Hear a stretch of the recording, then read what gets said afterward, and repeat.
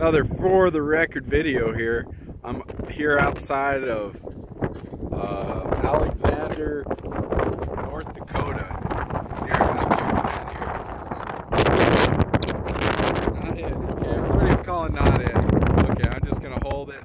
Try to hold it steady here. Yeah, so there's 5 units right now. I built the first one, which, looking at it, okay, I get it. I see what happened. Okay. This is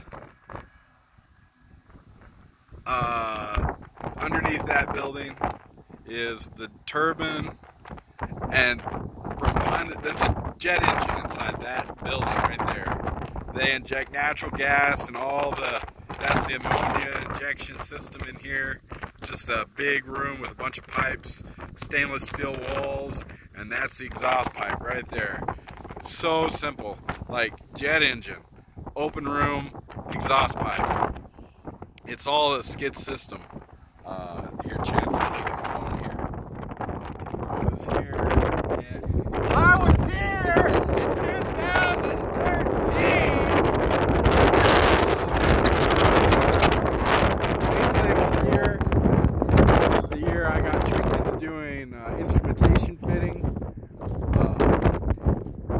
They found out I was a fabricator, hired on as a fabricator to build okay, this is one of those jobs that they had all the instruments in the prints, but there were no details on how they mounted, where they mounted to, so it was a T&M job. My position was time and material.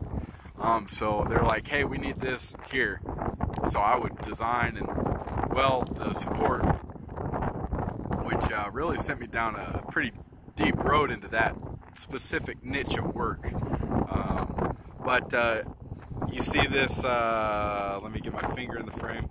There's a cable that runs all the way to the top. It's like a $100,000 cable full of instrument tubes and monitors and support. It goes into that one building there where they do all the monitoring of the emissions and whatnot out of the stack.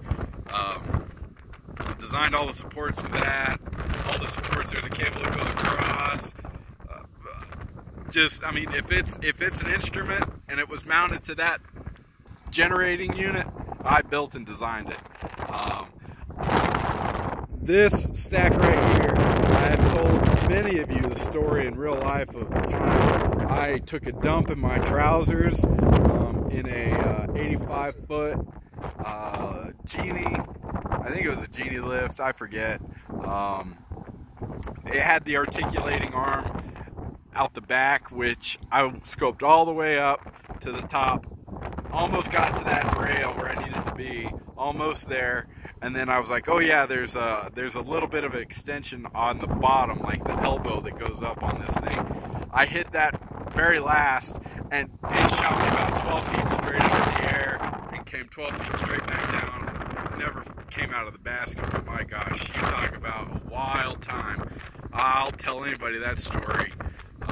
It ain't that high, it doesn't look that high, but it sure was a wild ride. Did some water lines inside this building here, some coolant lines. This is the demineralized water tank here. Some of the piping that goes from that tank inside that's the pump room, the blue room, and that, you know, inside there is the electrical control stuff.